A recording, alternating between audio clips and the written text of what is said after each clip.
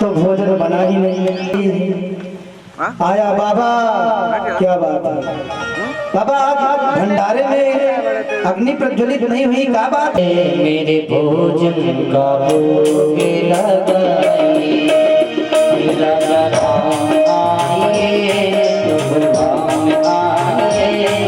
मेरे भोजन का भोग लगाइए।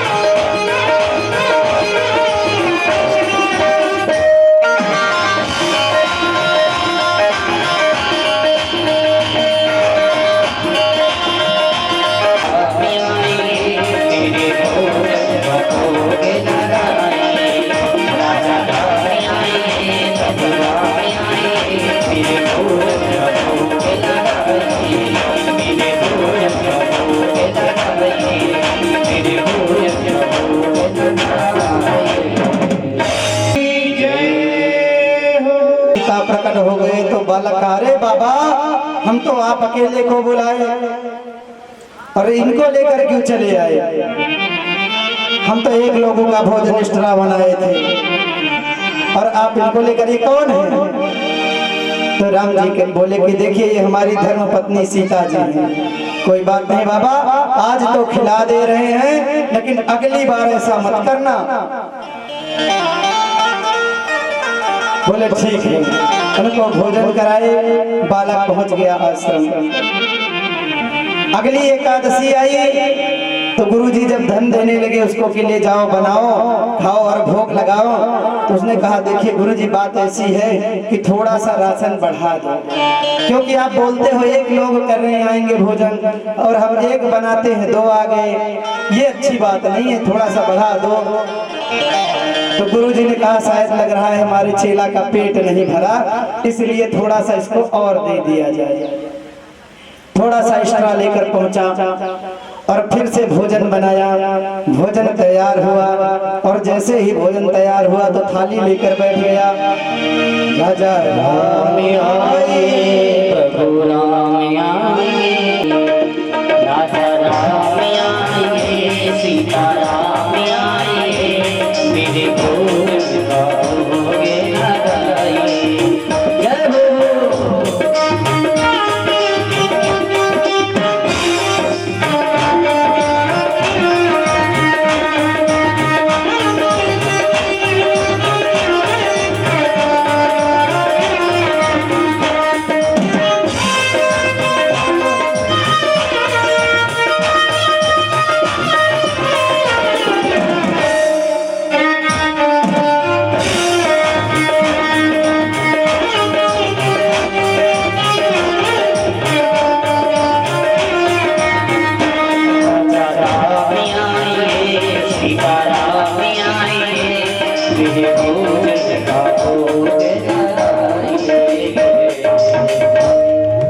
बोलिए जैसे ही राजा राम सीताराम को बुलाया तो राम लक्ष्मण सीता आ गए।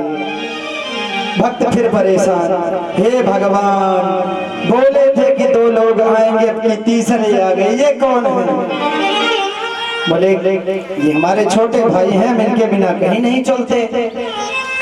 तो भगवान पहले से बताना चाहिए था ना कि हम 3 लोग आएंगे, आप आते हैं हमको कम पड़ जाता है खाने में, ये गलत बात है। अगली बार कितने आओगे पक्का पहले से बता दो, उसके बाद। बोले अगली बार हम इतने ही आएंगे, नहीं अगर ज्यादा आना हो तो पहले से बता दो। अब बालक फिर आया, कैसे तैसे जो भी थोड़ा बहुत मिला खाकर। अगली एकादशी आई तो फिर कहता है गुरुजी थोड़ा भोजन और बढ़ा दो। गुरुजी बोले अरे इसको रोज बढ़ता ही जा रहा है, क्या करें गुरुजी? बात ऐसी है कि आपने कहा था कि 1 लोग आएंगे, 1 से 2 हुए, 3 हो गए हैं। ऐसे भगवान है बताते कुछ नहीं, आते ज्यादा हैं। फिर आया, भंडारे बने, तैयारियां हुई, पर जैसे ही भोग लेकर बैठा तो अब की बार राम लक्ष्मण और सीता जी और भरत जी आ गए। हनुमान जी महाराज सपरिवार सहित यहाँ उपस्थित हो गए। राजा राम आइए, प्रभु राम आइए, तेरे भोजन का भोग लगाइए।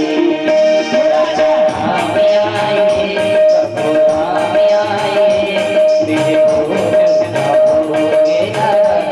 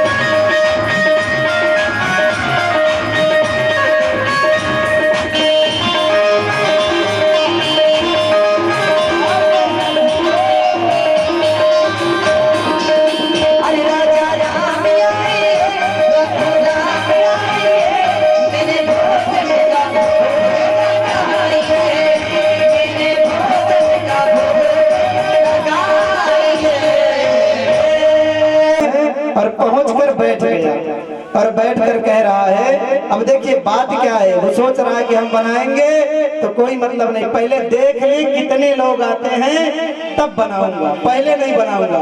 पहले ही बैठकर बनाया नहीं, और जब बनाया नहीं उसके बाद पहले से ही बुला रहा है, सीताराम आइए, प्रभु राम आइए, मेरे भोजन का भोग लगाइए।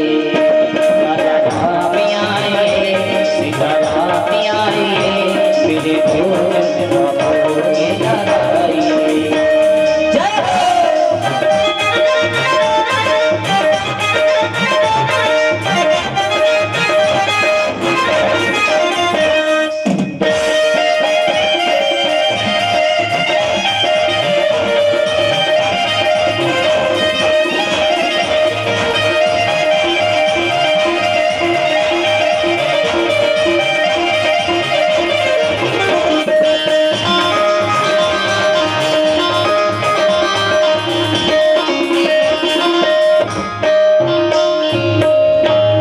पूरा राम दरबार उपस्थित हो गया।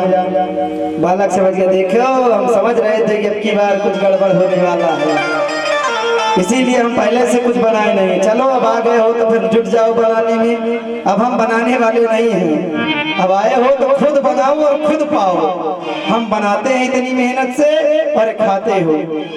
तो भंडारे का काम जो था वो भरत जी संभालने लगे और लखन जी जाकर लकड़ियां चुन चुन के ला रहे हैं।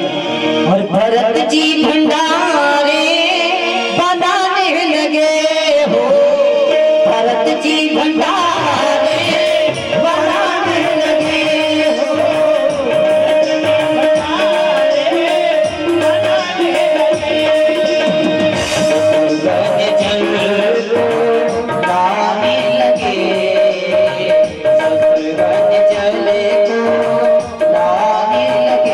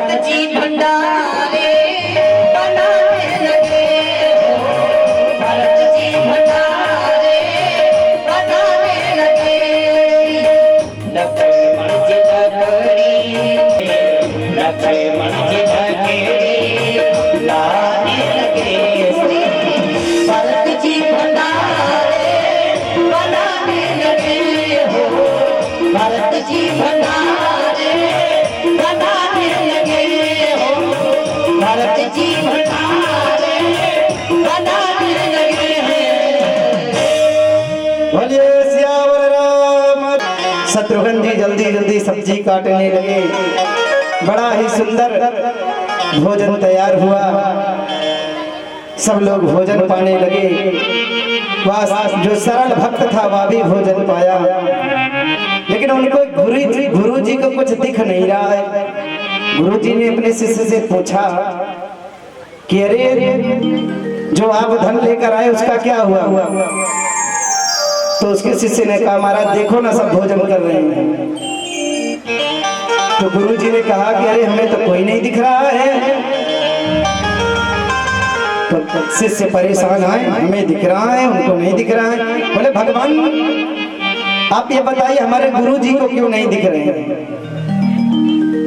तो उन्होंने कहा कि देखिए गुरु जी के अंदर वो सरलता नहीं है जो तुम्हारे अंदर सरलता है। मुझे पता था कि गुरु जी ने कहा है कि भोग लगा के खाना, तो बिना भोग लगाए तुम खाते नहीं। इतने सरल भक्त थे। सरल का मतलब होता है सरल।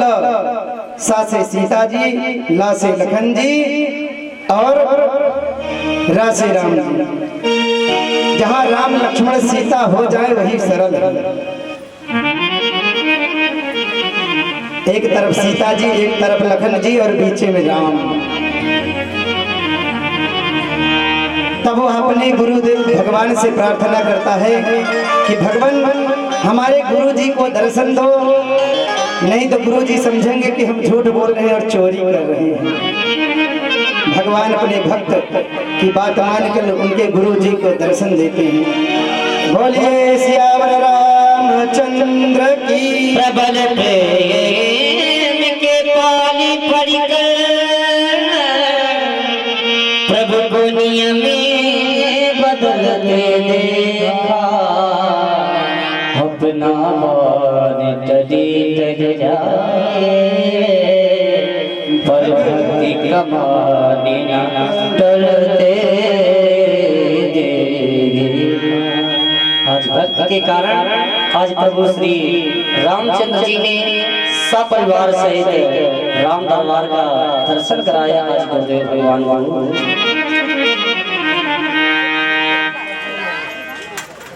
इधर करने के बाद प्रातः काल जब द्वादशी आई तो मध्य रात्रि में ही उन्हें लगा कि प्रातः काल हो गया। एकादश्याम निराहारः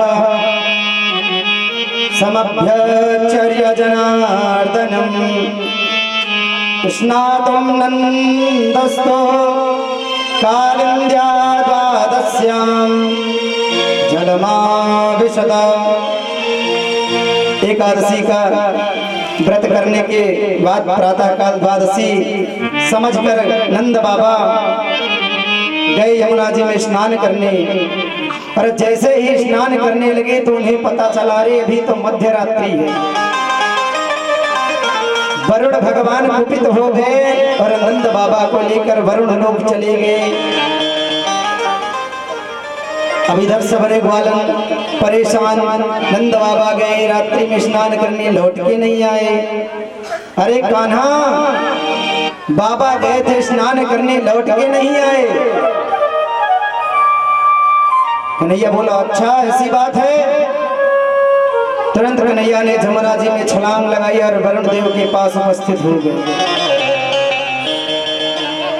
जैसे ही भगवान वरुण के सामने उपस्थित हुए, वरुण भगवान की अनंत प्रकार से स्तुति गाने लगा। ऐसा दृश्य आनंद बाबा देख रहे हैं। अरे वाह हमारे पुत्र का बड़ा स्वागत हो रहा है। ऐसा दृश्य देखने के बाद जब कन्हैया ने कहा कि जिसको आपने पकड़ के रखा है वो हमारे बाबा हैं। इतना सुनते वरुण भगवान जल्द से नंद बाबा को प्रणाम किया और प्रणाम करने के बाद अनंत प्रकार से उनका भी स्वागत करने लगा।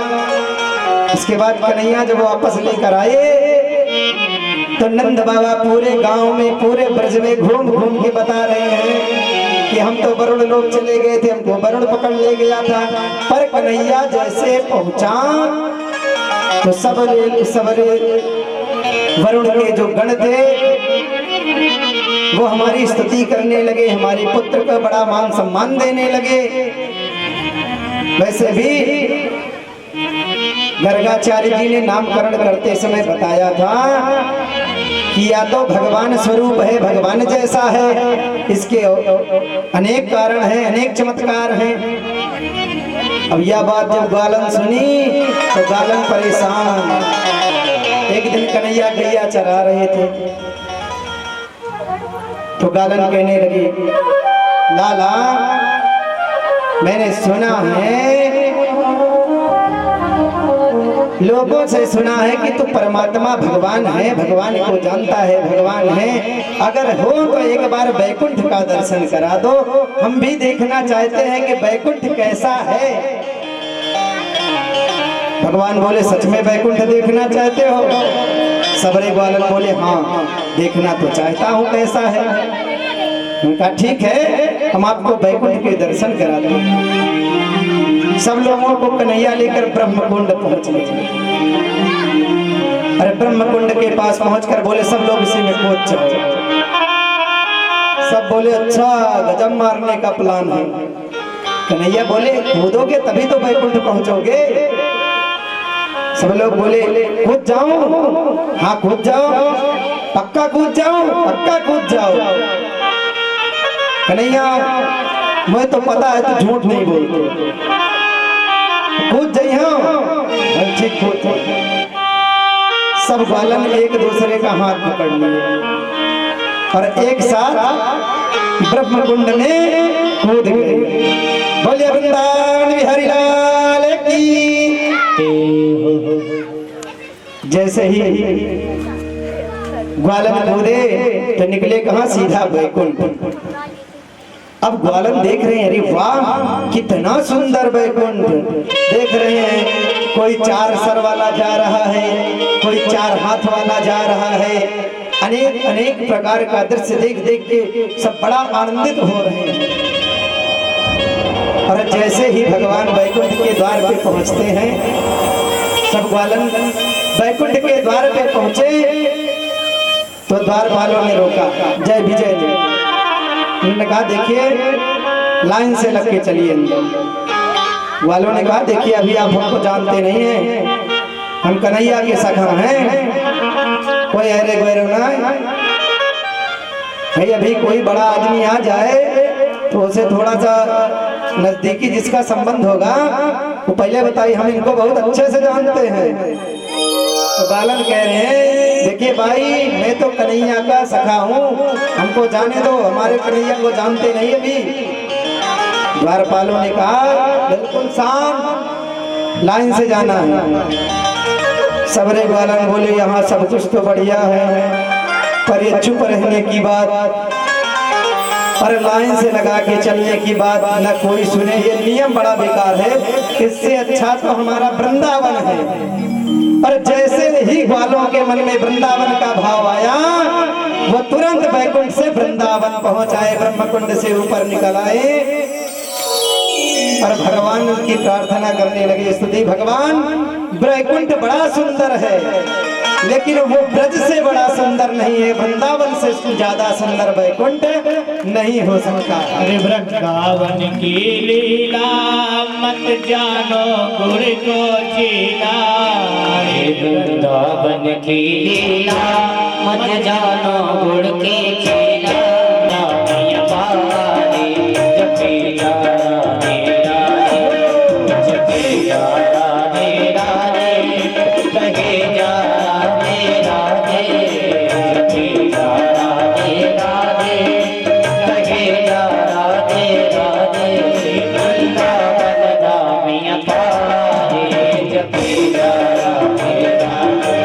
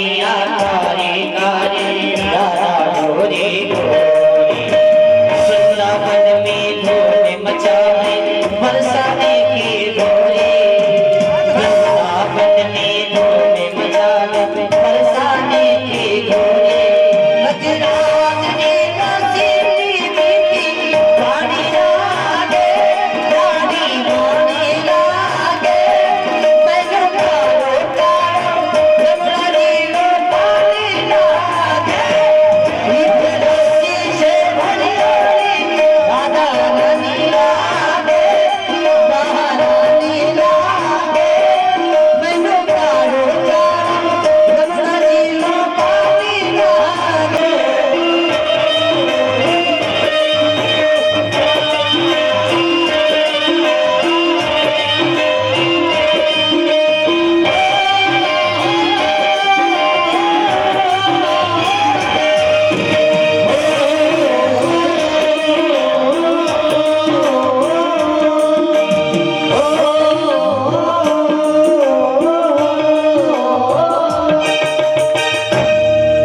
बोलिए भाग्य बिहारी लाल की। बहुत बढ़िया है। वहाँ तो कन्हैया से मिलने के लिए बोलना भी नहीं है और लाइन में लगना है। यहाँ कन्हैया को पकड़ लो, कोई दिक्कत नहीं। भगवान ने अपनी माया फेरी, समस्त गाल वालों का जो वैकुंठ दर्शन था उसे भूल गए।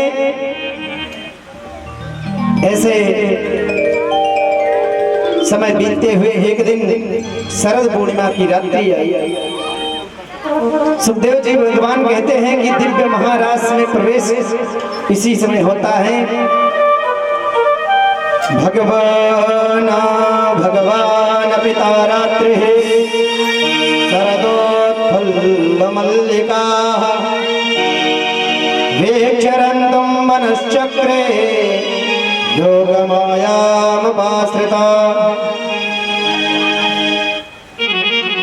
शरद पूर्णिमा की रात्रि सुंदर सुंदर चांदनियां खिल गई।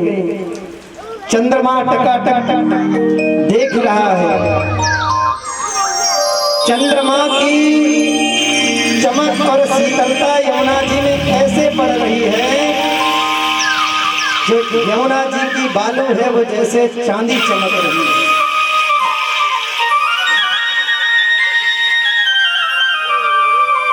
ऐसा निधिवन जी का सुंदर सुंदर जो वृक्ष थे वो मानो कुछ बोलना चाहते हैं। बड़ा सुंदर दृश्य।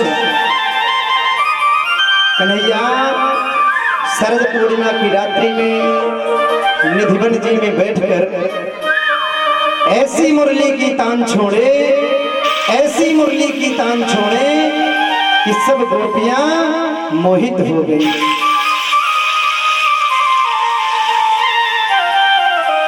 जैसे ही ये बंसियां गोपियों के कान में पड़ी, सब अपने देह भान को भूल गए।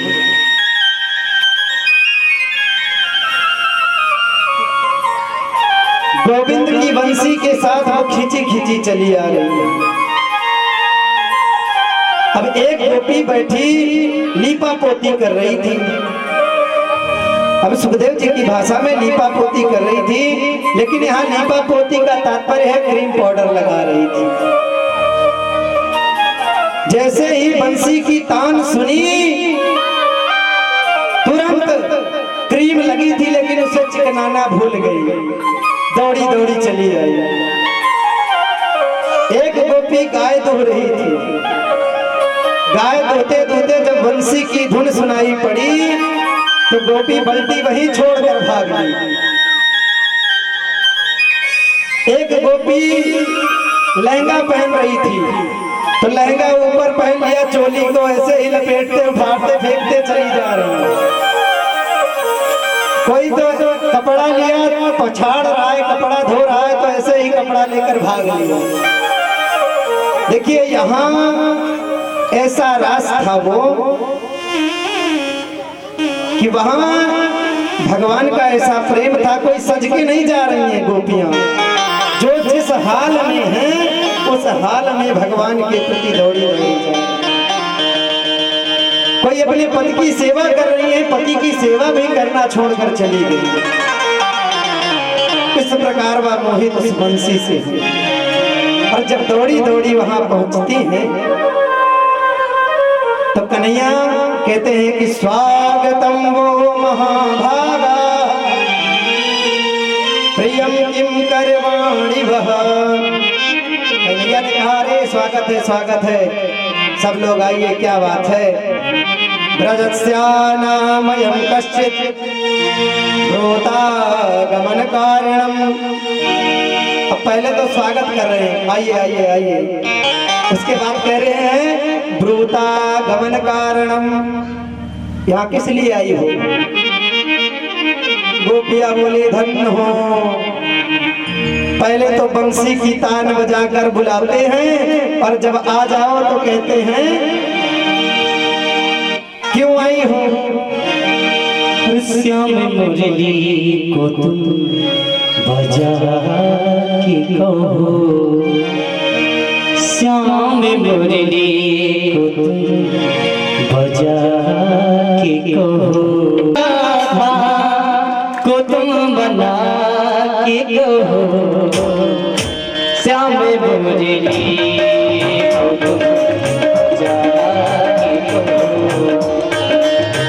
श्याम मुरली को तुम बजा के कहो, जो भी कहना करो बजा के कहो, राधे मुरली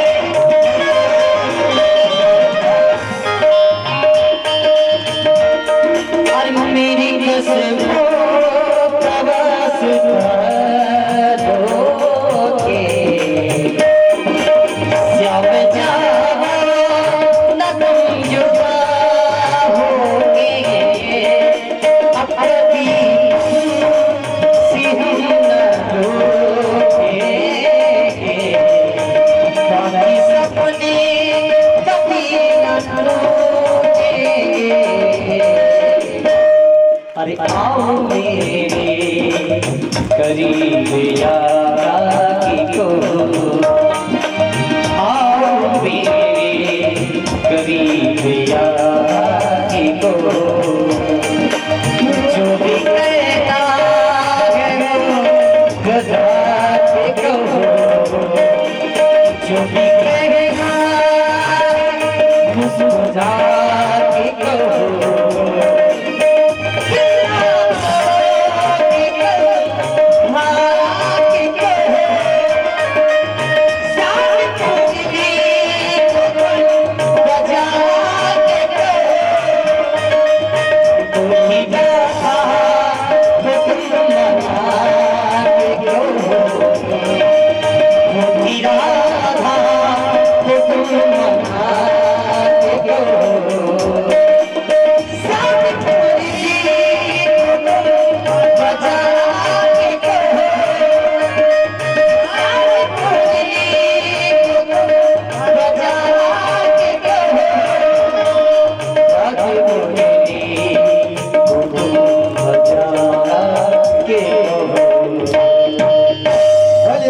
कन्हैया लाल की जय। मैं अपने पति की सेवा छोड़कर बालक को पकड़ने जाऊंगी तो मेरा पति धर्म नष्ट हो जाएगा। ऐसा वह विचार करती रही, इतने में बालक पहुंचा और यज्ञ कुंड में गिर गया। बालक जैसे ही गिरा, वो उठी नहीं, अग्नि देवता भी डर गए, समझ गए कि हमारी अग्नि में उतना तेज नहीं जितना इसके पतिव्रत धर्म में तेज है। अगर मैं इसके पुत्र को जला दूंगा तो ये मुझे जला देगी।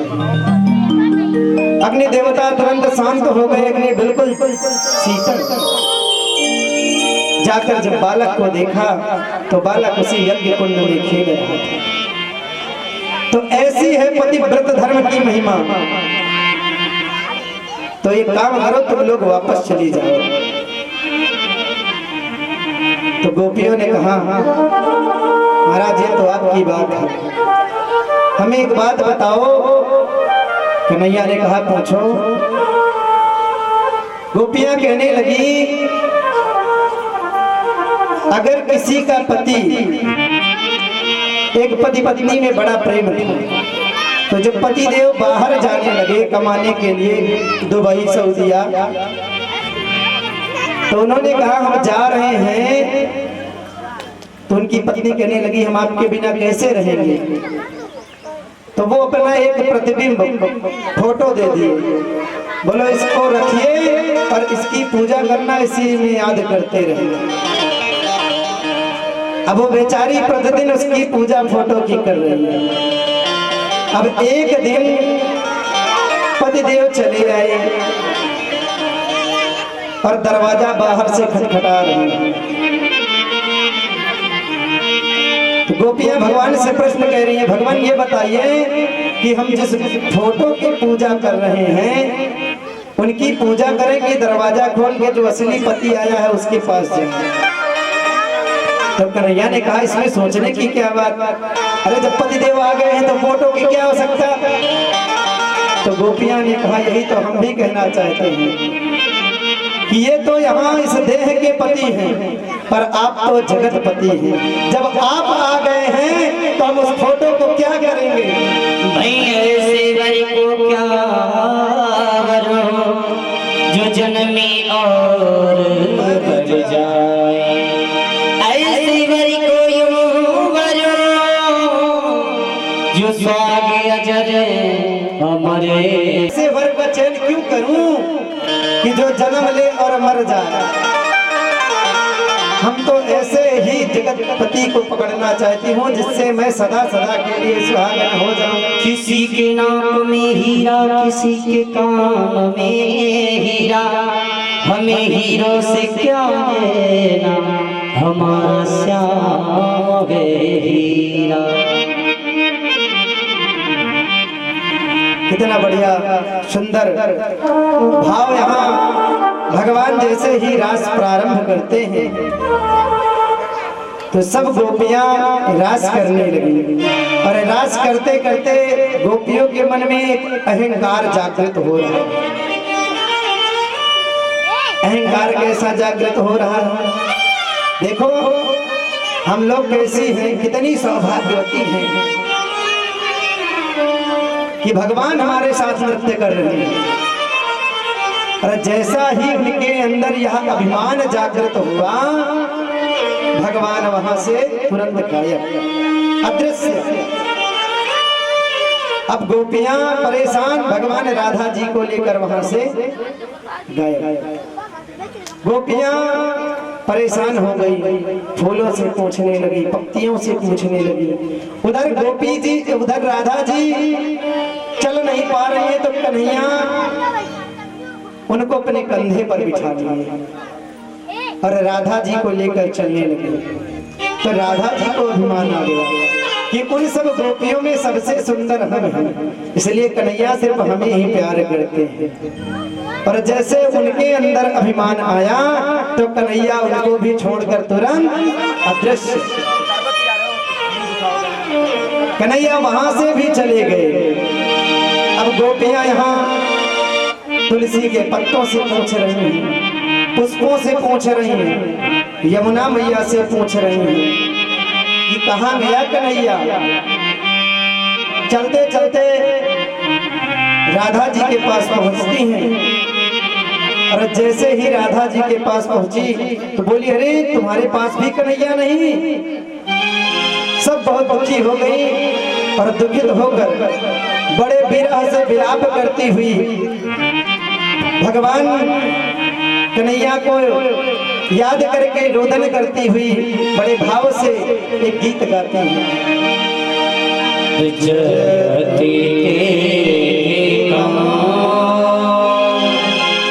कलंक लगता नहीं, मारने वाले तो बहुत आए, बड़े बड़े असुर आए, परंतु उन असुरों को मारकर आप ही हमें बचाते रहे। हम तो आपकी तरह में विरह में मरना भी चाहें तो मर नहीं सकते, क्योंकि आपके अमृत पीने के बाद अमृत उसे मरने नहीं देगा। आपकी जो ये वंशी रूपी अमृत है, इसे पीने के बाद हम लोग मरना भी चाहें तो मर नहीं सकते और जीना भी चाहें तो जी नहीं सकते। तेरे बिना मुझे तेरे बिना मेरे श्याम है, मेरा जी नहीं लगता, हाय मेरा जी नहीं लगता, हाय मेरा जी नहीं लगता, हाय मेरा जी नहीं लगता, तेरे बिना मेरे श्याम, हाय मेरा जी नहीं लगता, हाय मेरा जी नहीं लगता, हाय मेरा जी नहीं लगता, हाय मेरा जी नहीं लगता।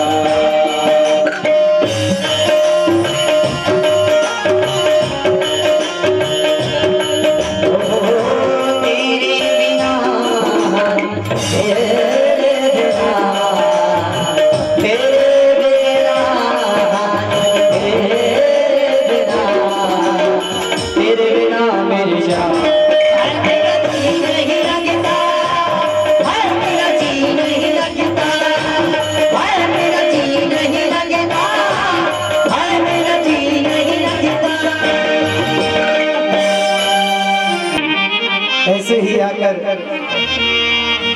हमारे इस जीवन की रक्षा करो। कन्हैया प्रकट हो जाते हैं और कन्हैया उपस्थित होकर गोपियों के साथ जैसे ही महारास करने चले, तैसे ही वहां कामदेव वहां उपस्थित होते हैं। कामदेव भगवान के ऊपर अपने सारे बल लगा दिए, लेकिन भगवान कन्हैया को तनिक मात्र भी कामदेव स्पर्श नहीं करते। वहां रास तो हुआ, लेकिन अंत में कामदेव भगवान की शरण में गिर गया। प्रभु हमें क्षमा कीजिएगा, हम यहाँ आकर गलती की। महारास हुआ, लेकिन वहां कामदेव परास्त होकर चले गए। महाराज चल रहा था, इधर शंकर जी के मन में खलबली होने लगी। शंकर जी बोले, क्या करें, हमें भी पहुंचना है इस रास में, इतना सुंदर दृश्य। तो भोले बाबा जाकर गोपियों से कहने लगे, हम भी यहाँ चलेंगे। गोपियां बोली, दाढ़ी ओढ़ी रख के यहाँ आने की आवश्यकता नहीं है, आप यहाँ पुरुषों का प्रवेश जो है वो वर्जित है। बाबा बोले, बड़ी दिक्कत की बात है। अब सोचो, जहां भगवान शंकर भी जा रहे हो तो वहां कामदेव जाएंगे।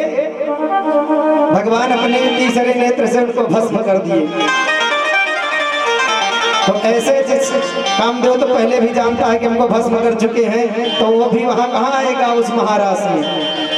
अब इधर कन्हैया राम, इधर शंकर जी आए, मैया से कहने लगे, पार्वती जी से बोले कि देखिए हमको उस रास में जाना है, और वहां जब पुरुषों का प्रवेश वर्जित है तो काम कीजिए, हमें भी थोड़ा सा सजा दीजिए, हम भी सज धज के जाएंगे। कन्हैया बढ़िया लहंगा पहन लिए, चुनरी डाल लिए, और चुनरी डाल के मटक मटक कर चलते हुए महारास में पहुंच रहे हैं। एक दिन श्री भोले भंडारी बन के बज के नारी वृंदावन आ गए, वृंदावन आ गए। पुराने वृंदावन आ गए।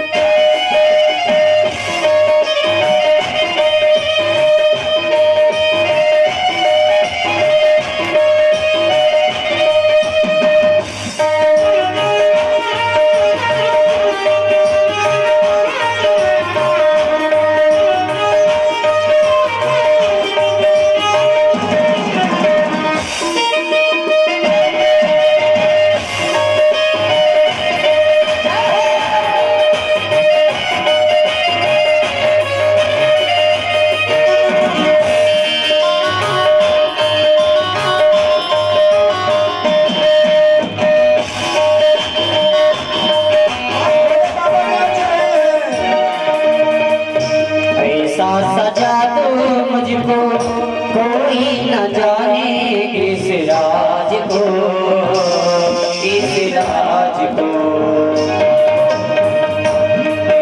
सहेली मेरी ऐसा बताना ब्रजराज को, ब्रजराज को। लगा के कजरा आग गजरा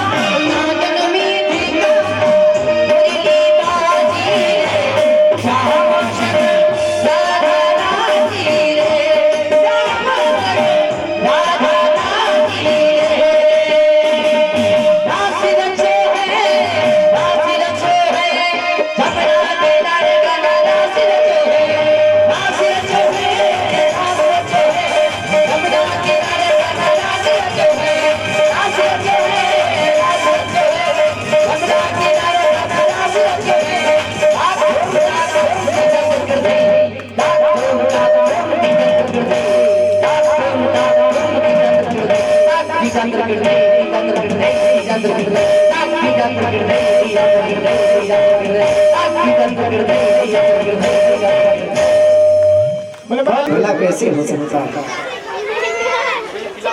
इसलिए ये क्रीड़ावन गोविंद का जो महारास हुआ, इसे कोई प्रेम पूर्वक वर्णन करे या श्रवण करे तो उसे भगवान की विशुद्ध पराभक्ति प्राप्त हो जाती है और उसके हृदय में काम रोग सर्वथा के लिए समाप्त हो जाता है। वह फलश्रुति सुखदेव जी महाराज कहते हैं कि बहुत बहुत से संत हैं जो आज भी गोपी गीत को रात में ही गाया करते हैं, क्योंकि भगवान का रास रात्रि में हुआ था, चांदनी जो चमक रही थी। इतना सुंदर दृश्य वहां का हुआ। रास लीला के बाद एक बार समस्त ब्रजवासी गोविंद के साथ अंबिकावन में गैया चराने के लिए जाते हैं, तो वहां सरस्वती नदी के में स्नान किया। रात्रि में जागरण करके माँ के गीत गाते हुए नंद बाबा हारे थके एक वृक्ष की छांव में सो गए। तो वहां एक अजगर आया और नंद बाबा को लपेट लिया। सर्पो मां ग्रसते तात प्रपन्नम परिमोचय। सर्प आया और उनको अपने आप में जकड़ लिया। अब नंद बाबा आवाज लगाने लगे, बेटा कन्हैया, या विशाल अजगर से मेरी रक्षा करो। बालन ने बात सुनी तो जल्दी जल्दी दौड़ते दौड़ते कन्हैया के पास गए। बोले भगवान चलकर देखो, वहां नंद बाबा को एक अजगर पकड़ लिया। कन्हैया आए और एक मुष्टिका का प्रहार किया, श्री गोविंदाय नमः, और उसमें से एक दिव्य पुरुष प्रकट हुआ। भगवान के चरणों में वह प्रणाम किया। भगवान बोले तुम कौन? उसने कहा अहम विद्याधरः कश्चित् सुदर्शन इति श्रुतः श्रिया स्वरूप संपत्त्या विमाने नाचरन् दिशः। वो जो सुदर्शन नाम का राक्षस था वह बोल पड़ा कि अहम विद्याधर, मैं एक विद्याधर नाम का, मेरा पूर्व नाम विद्याधर था और मैं इतना सुंदर था कि मुझे अहंकार हो गया था अपनी सुंदरता का। जब मुझे कोई भी थोड़ा कम सुंदर दिखे तो हम उसकी निंदा करने लग जाते थे। तो एक दिन 3 संत जा रहे थे टेढ़े मेढ़े, तो मैं उनके आगे जाकर टेढ़े मेढ़े चल करके चलने लगा। तो वो संत लोग देख कर हमको श्राप दे दिए। उन्होंने कहा कि जैसे तुम हमें देखकर ऐसे कर रहे हो, जाओ इसी प्रकार तुम अजगर हो जाओ। तो सुदर्शन संत भगवान के चरणों में गिर गया और प्रणाम करते हुए विलाप करने लगा कि भगवान मुझे क्षमा कीजिए, मेरे उद्धार का रास्ता बताइए। संतों ने कहा ठीक है, द्वापर में कन्हैया का जब जन्म होगा तो तुम नंद बाबा को पकड़ लेना, तो वही भगवान आपका उद्धार करेंगे। तो वही सुदर्शन यहाँ नंद बाबा के पैरों को जकड़ लिया, शरीर को जकड़ लिया था, तो भगवान ने उनका उद्धार किया। ऐसे ही भगवान अनेक राक्षसों का उद्धार करते हुए, शंखचूड़ अरिष्टासुर आदि का उद्धार करते हुए अब नारद जी इधर चले आ रहे थे। अरिष्टासुर जो था वो कौन था? वो एक बैल जैसा राक्षस था और वह बालों के बीच में रहता था। कन्हैया देख गए, गायों के बीच में जब देखा तो कन्हैया ने उसकी सींग और पैर पकड़कर ऐसा पटके कि इसका भी गोविंदाय नमो। अरिष्टासुर का उद्धार किया। तभी देवर्षि नारद समझ गए कि भाई अब इतना बहुत देर हो रहा है, ज्यादा समय नहीं है, इसलिए सीधा कंस के यहाँ पहुंचा जाए। नारद जी महाराज बीड़ा लिए और कंस के यहाँ पहुंच गए। कंस ने कहा आइए स्वागतम भो ब्राह्मणा, जल्दी से स्वागत है। आइए रे गुरु जी, आप मेरे हो भाग्य जो आप पधारे, आपके दर्शन हुए हम तो धन्य हो गए। इस प्रकार कंस ने बड़ा सम्मान किया नारद जी का। नारद जी ने कहा ठीक है, बैठे उपाय कीजिए, हम तो आपको बता दिए कि वो दोनों देवकी के ही संतान हैं। अब इधर नारद जी बताए कि देखिए, अगर एक उपाय है, मेला लगवाइए और ऐसा कुछ आयोजन कीजिए कि जिस आयोजन में वो दोनों यहाँ आए, क्योंकि वहां आप भेजते हो तो दोनों बलशाली हैं, मार देते हैं, और जब तुम्हारे यहाँ आएगा तो तुम उसे मार देना। यहाँ तुम बलवान रहोगे, वहां वो बलवान रहता है। कंस समझा ये बात समझदारी की है। तो एक दिन कंस ने व्योमासुर नामक राक्षस को भेजा। कन्हैया ने उसे भी मारकर धूमधड़ाम करके उसका भी उद्धार किया। अब यहाँ कंस ढिंढोरा पिटवा दिया कि मेला लगेगा, और सुंदर सुंदर मेला की तैयारियां होने लगी। मेले में अखाड़े का आयोजन किया गया। अब कंस सोच रहा है कि उन दोनों को बुलाऊं तो कैसे बुलाऊं।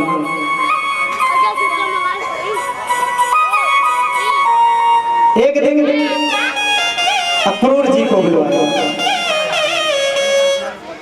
और अक्रूर जी को बुलवाकर कहता है, अक्रूर जी एक काम कीजिए, आप वृंदावन जाओ और वृंदावन जाकर इस मेले का निमंत्रण देकर किसी भी तरह कन्हैया को बुला कर ले आओ। अक्रूर जी सोच रहे, इससे बड़ा मूर्ख मैंने कभी नहीं देखा, जो स्वयं अपनी मृत्यु को कह रहा है जाकर बुला कर लाओ। अक्रूर जी ऐसा जब सुने कि हमको वृंदावन जाना है, उनके हृदय की खुशी नहीं समा रही है, इतना मन ही मन प्रसन्न हो रहे हैं। खुशी से फूले नहीं समाये रहे हैं। रात्रि में अक्रूर जी घर गए और घर में सो नहीं रहे हैं, भगवान का ही चिंतन कर रहे हैं कि देखो कितना बड़ा हमारा सौभाग्य कि भगवान से मिलने स्वयं कंस भेज रहा है। प्रातःकाल उठा और उठकर रथ पर बैठा, और रथ पर बैठकर जब चलने लगा तो मन में विचार कर रहा है। क्या विचार कर रहा है कि किं मायाश्चरितं भद्रं किं तप्तं परमं तपः किं वार्थाप्यर्हते दत्तं यद्रक्षामद्य केशवम्। सोच रहा है कि मैंने तो कभी भगवान का पूजन नहीं किया, तप नहीं किया, जप नहीं किया, और भगवान बुला रहे हैं। अक्रूर जी मन में सोच रहे हैं, भगवान पता नहीं जाए तो हमें दर्शन दे कि ना दे। बड़ा कभी मन में हर्षित होते हैं कि भगवान हमें देखते ही प्रसन्न होंगे, भगवान हमें अपनाएंगे। कभी सोच रहे हैं कि हम तो यहाँ रहते हैं, कंस के यहाँ नहीं अपनाएंगे। कभी कभी भगवान के स्वरूप को सोचते सोचते सो जाते हैं। अब वृंदावन से मथुरा की दूरी ऐसी है कि अगर आप पैदल जाएं तो 2 घंटे में पहुंच जाएं। यहाँ अक्रूर जी भगवान के बारे में सोचते सोचते रथ से जा रहे हैं तो सुबह से शाम हो गई। रथेन गोकुलं प्राप्तं सूर्यश्चास्तगिरिं नृपा। जब सूर्य पर्वतों के बीच में छिपने लगा तब वो पहुंचे, और वहां पहुंचे तो देखते क्या है, ददर्श कृष्णं रामं चाव्रजे गोदोहनं गतौ पीतनीलाम्बरधरौ सरदा मम्बुरेः क्षणो। देख क्या रहे हैं कि गोदोहन की बेला हो गई,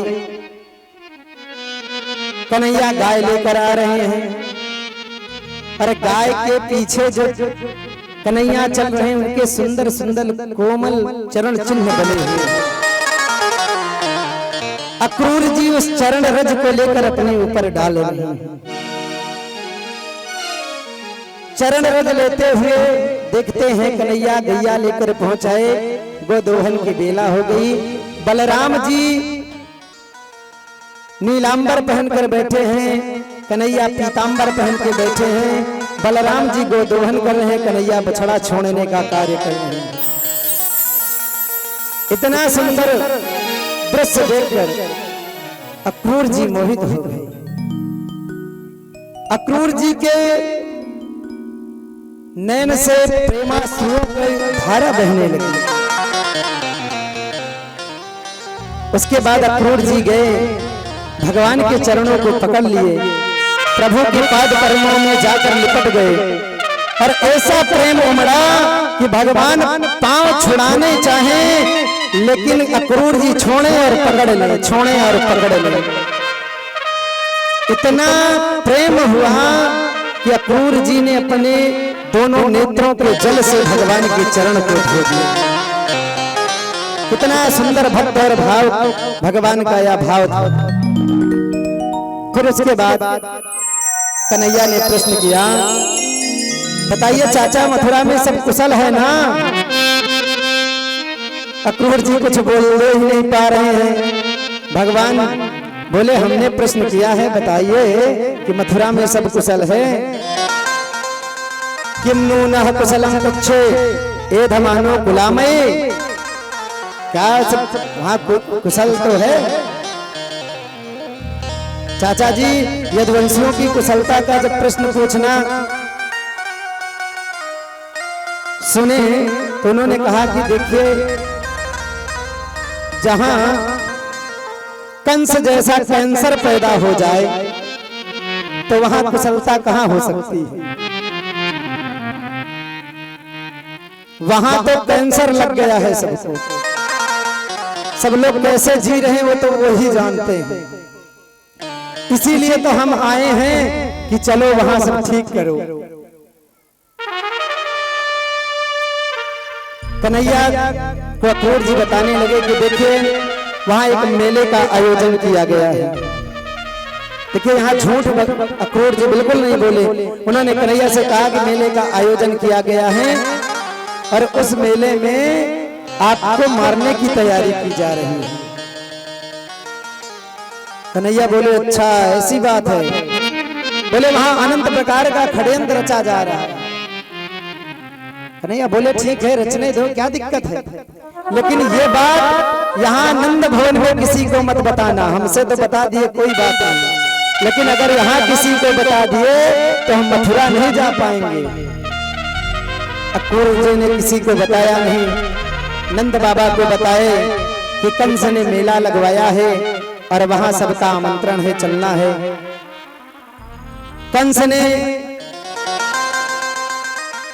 उधर समस्त